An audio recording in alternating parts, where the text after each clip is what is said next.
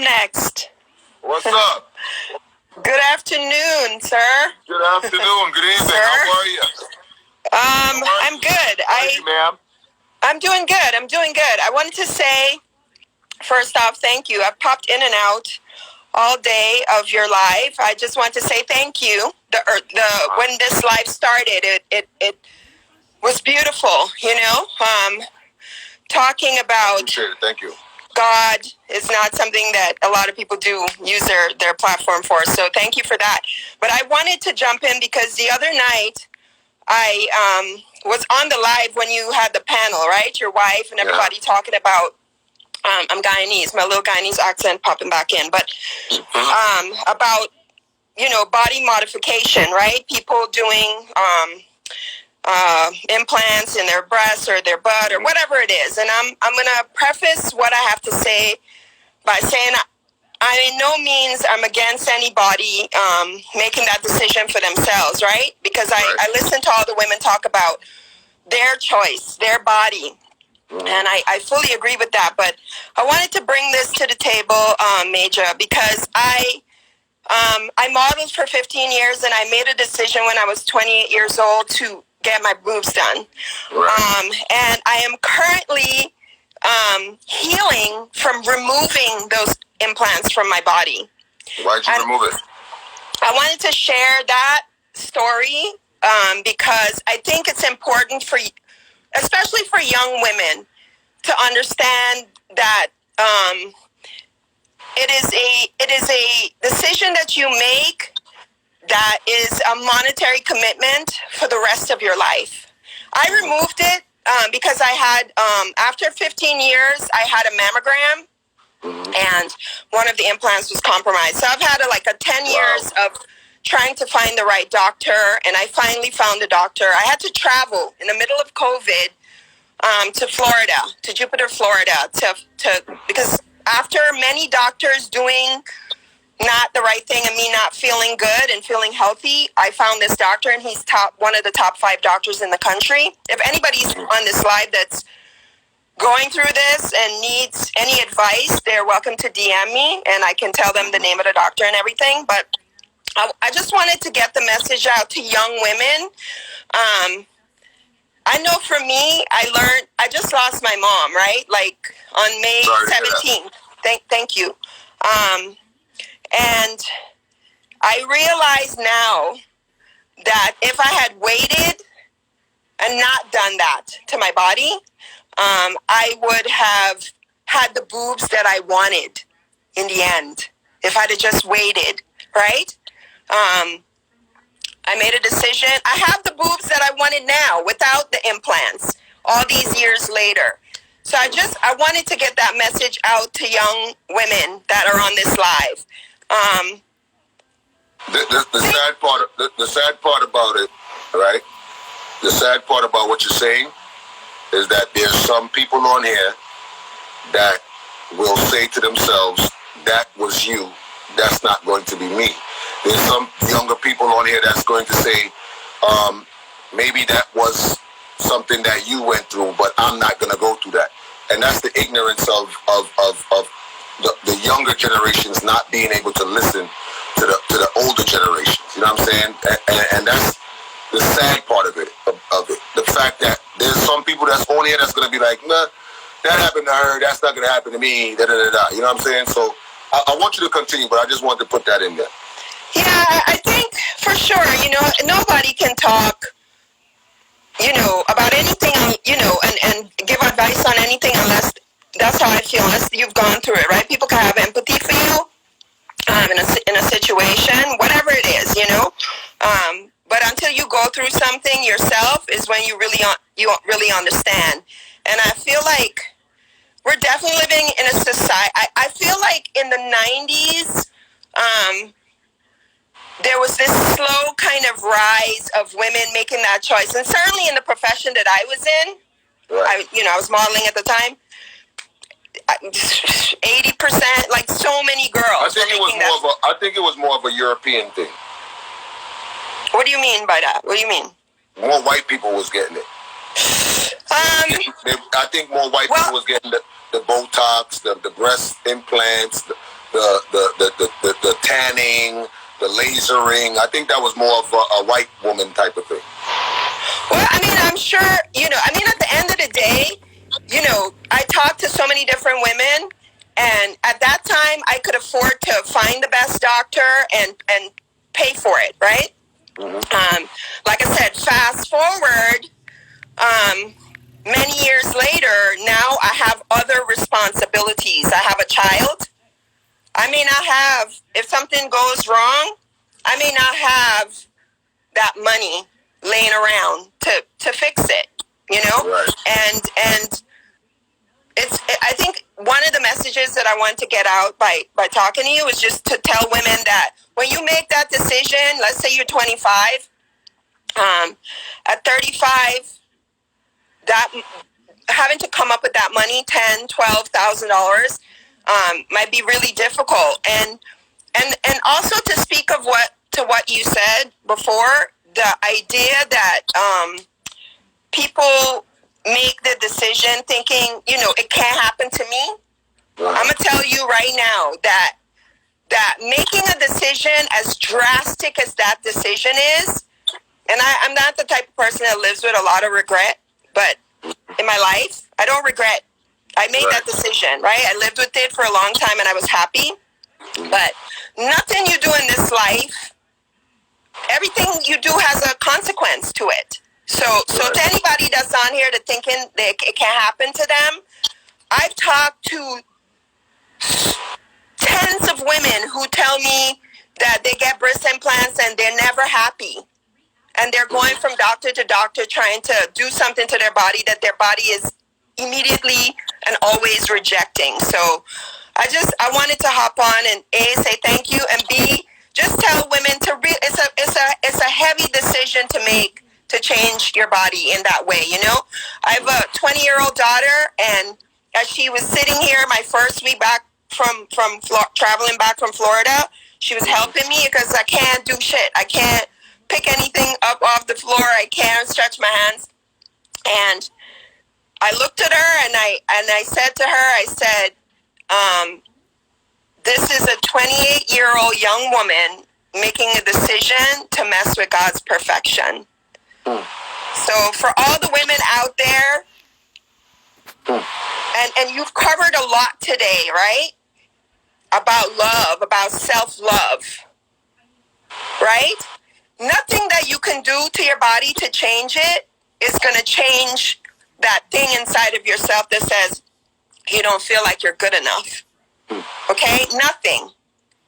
So if you're healthy, emotionally healthy, and you feel good, and getting your boobs done is not going to make you feel better about yourself, right? I think you have to have a confidence and a love for yourself. And nothing that you do to change your body is going to change that. When you look at yourself in the mirror every day, you got to love yourself. And that's coming from a grown woman who's had to learn that. Right? So I have a question for you. When you decided to do your breast, was it a trending thing? Was it a fad? Was it, being that you was in that industry? Was it something that, you felt like, this is the in thing right now, women are doing this. This is what I want to do to, better myself? Or was it something that was in you that you felt, you wasn't happy with you? Or was it like, what brought you to the decision of doing it? My story is crazy because I'm generally confident person. I was a pretty confident girl back then. It was a really, really impulsive decision. I had someone staying with me, and every time she'd put on something that, she borrowed from me, I thought it looked better, her boobs. I made a crazy, impulsive decision because I had so many friends that wanted to do that to themselves and would always talk about, as soon as I get the money, I'll get it done. And my thing was always, you're beautiful. Like, your boobs are, I think it was more than a handful or something. Some line I used to give people back then. Like, there's no need, everybody's different and you got to find the beauty in yourself. Because like, I feel like a lot of the women that say I'm doing it for me. Nowadays, I feel like they're really not being honest with themselves, and they're not doing it for them. They're doing it for reasons just like what you just said. Your friend would borrow stuff from you and put it on, and you thought that she looked better in it. So you're actually not doing it for you. You're doing it because you saw your friend in it. You understand what I'm saying? You're doing it because you saw some magazine or you saw some model, and subconsciously, these things stick in your head. You sitting at the bus stop, you wait at a bus, and you see a big poster at the bus stop with this girl, and she got voluptuous titties and whatever, and subconsciously you're doing it because of that. You understand what I'm saying? You're not really doing it because you are not happy with yourself. You're doing it because you saw somebody else look some type of way, or you saw, you know what I'm saying? You're not happy with it because of something else you saw. I mean, that's my personal story. It was mad impulsive. This is pre-Google and all of that. I literally called an elite modeling agency, and they gave me the name. And I you know, if there's a good story in that moment, you know, God put me in the right place. If I was going to make such a drastic decision for my body, at least He put me with the right person to do it, right? But all these years later, I realized there was really no need for me to do it. At the time, I was repped by a woman, Beth Ann Hardison, who reamed me. You know, at a time where there are probably plenty of models where their agency is telling them, "Yo, you should do it," right? She was so pissed at me and so mad at me that I had made that decision and changed my body in that way. So, message to get out. Remember that I don't remember having that conversation with my doctor, him telling me, yo, every 10 years, it's going to be recommended that you change these implants. So think about it. You're 25 years old. You get implants. At 35, you got to change them. At 45, you got to change them. Yeah, what about when you're 55 and 60 and you don't want to go under no anesthesia? Right? I mean, every time you go on anesthesia, you're taking a risk, right? So it's an important story for us, yeah, because the culture right now with everybody in their asses and their titties and everything, it's like I go out now and I look at women and everybody looks the same to me, you know? I like from young, you know, like makeup and, you know, it's good. You know, if you're going somewhere, you're going. But I'm personally, my whole life, I'm about natural beauty. Like my hair, I you know, when I came to America, I was 13. Somebody permed my hair, and I had it until I was, I think, 21 or 22 or something like that. And then I you know, I have my own natural hair. But no judgment. I just wanted to say thank you. So are you dealing with breast cancer now? No, I don't have look, I'm like, knock on. No breast cancer. No, I just so what's happening now is there is this huge trend, which maybe your viewers know or don't know, of women in their mid-40s and up who are, it's called explanting. If anybody's on here, like I said, that's that age range and has implants and is thinking about getting rid of them, explanting is a big trend right now among women of a certain age group. So what's happening is a lot of doctors are removing the implant and leaving in a capsule, which is something that's formed around the implant when it's put into your body. It's a way for your body to protect itself. And so they leave that. So that's what happened to me. My doctor, look, I got no words for that motherfucker, but I found this doctor, he removed it. So I'm in the healing process. I'm 1 month out of my surgery. And I feel better, you know, 'cause with implants, women have to know that it's a foreign object in your body, and over time, I don't even want to say potentially, it causes inflammation and different things because your body, it's, at the end of the day, it's a foreign, it don't belong there, okay? So for every woman on this live Like, if that's what you want to do, and you want to tell yourself that it's gonna make you feel better,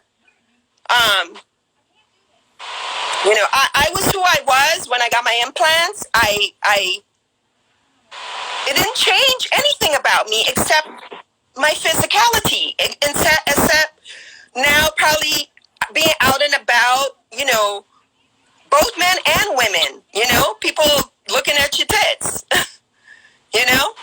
So, and for me, a shit ton of money was made because I started doing more swim and lingerie, right?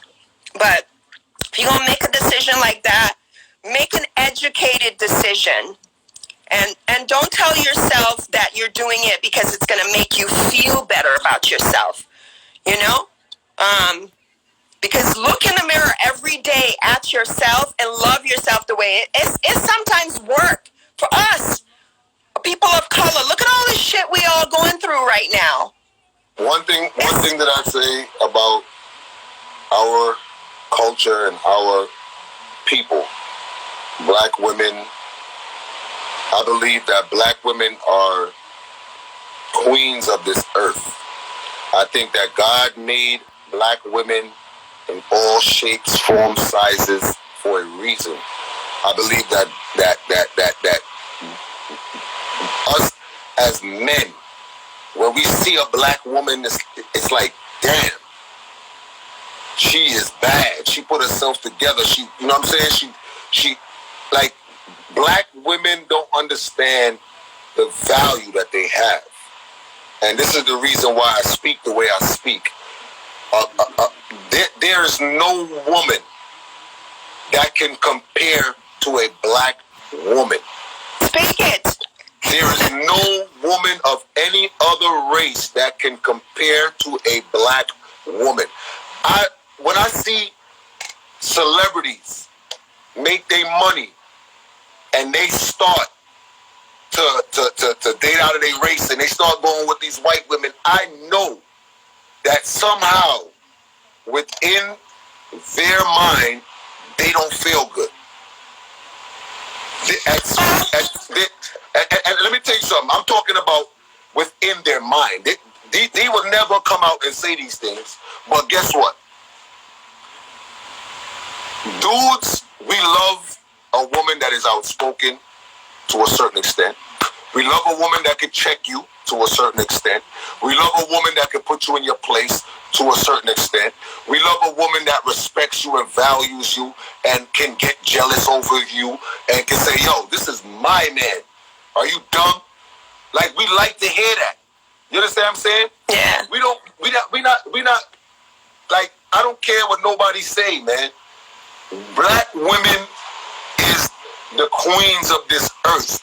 And if we as black men are telling you we love you the way you are, all I'm saying is just put that into consideration. Period. That's a great message, my man. And thank you for that. I think, when I think about everything that's going on right now,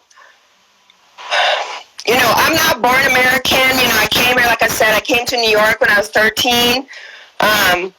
My culture, my Guyanese culture, has remained very prevalent in my life over the years, although I'm talking to this generation, this younger generation, because, like, my mom just passed.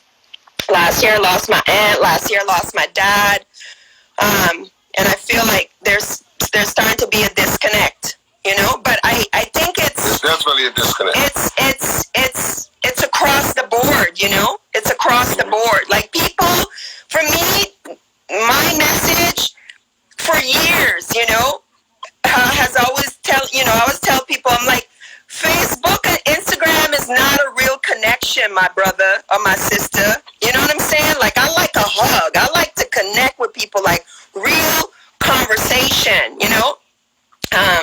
I've been saying that shit for years. And now COVID shows up, and I've been on more Zooms and house parties, and that's a better connection than somebody texting you happy birthday.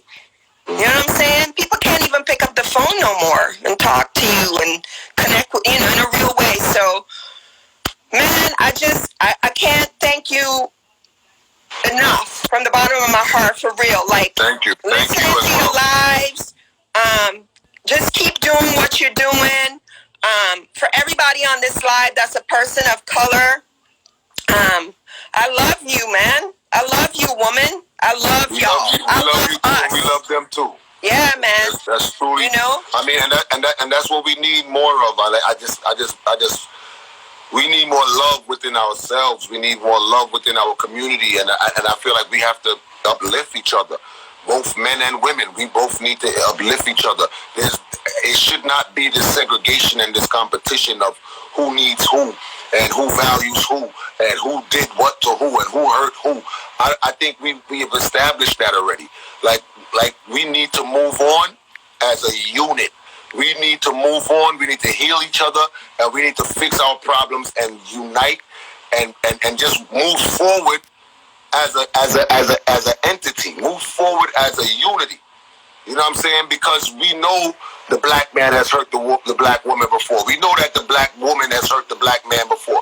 How long are we going to talk about that? Or are we going to clean up and fix our communities so that we do have these issues, that we don't have these issues where this person doesn't feel like they're valued, and this person doesn't feel like you respect my opinion, and this person feels like, oh, you don't value me as your wife or your husband. We gotta stop that. No doubt, man. Maybe if we start doing it this way, maybe we will see the decrease of looking for self-validation by doing plastic surgery and all of this, because that is not our culture. Let's just keep it real. That is not our culture. When I was growing up, it was the white women. They got lip injections, they got Botox, and they got breast implants. And the reason why they were doing it is because they wanted to look like colored women.